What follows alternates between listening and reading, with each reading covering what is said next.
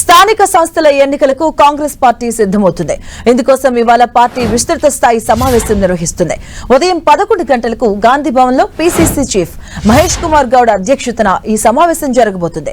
ఈ కార్యక్రమంలో సీఎం రేవంత్ రెడ్డితో పాటు పార్టీ ఇన్ఛార్జ్ మీనాక్షి నటరాజన్ మంత్రులు పాల్గొనబోతున్నారు. పార్టీ వైస్ ప్రెసిడెంట్లు డీసీసీలు పాల్గొనబోతున్నారు. పార్టీ బలోపేతం త్వరలో జరగబోతున్న స్థానిక సంస్థల ఎన్నికలకు సన్నద్దం వంటి అంశాలపై ఈ సమావేశంలో కీలకంగా చర్చించబోతున్నారు. ఏఐసీసీ కార్యక్రమాలను జిల్లాలో పెద్ద ఎత్తున నిర్వహించడంతో పాటు రాష్ట్రంలో బీజేపీ విధానాలకు వ్యతిరేకంగా చేయాల్సిన నిరసన కార్యక్రమాలపై జిల్లా అధ్యక్షులకు సీఎం రేవంత్ రెడ్డి దిశానిర్దేశం చేయబోతున్నారు. రాబోయే మున్సిపల్ ఎన్నికల వ్యూహాలపై ప్రధానంగా చర్చ జరగబోతుంది.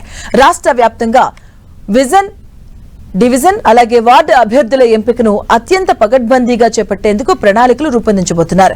ప్రతి వార్డు డివిజన్ల నుంచి 6 చొప్పున అభ్యర్థుల ప్రతిపాదనను స్వీకరించి ఒక సర్వే ఆధారంగా సరైన అభ్యర్థులను ఎంపిక చేయాలని పార్టీ నిర్ణయం తీసుకుంది. మున్సిపల్ ఎన్నికల్లో మెజారిటీ సీట్లు కైవసం చేసుకునేందుకు తీసుకోవాల్సిన చర్యలపై సీఎం రేవంత్ నేతలకు దిశానిర్దేశం చేయనున్నారు. మహాత్మా గాంధీ జాతీయ ఉపాధి హామీ పథకాన్ని రద్దు చేయడంపై నిరసన తెలియజేస్తూ చేపట్టే ఆందోళన కార్యక్రమాలపై సైతం ఈ సమావేశాల్లో చర్చ జరగబోతుంది.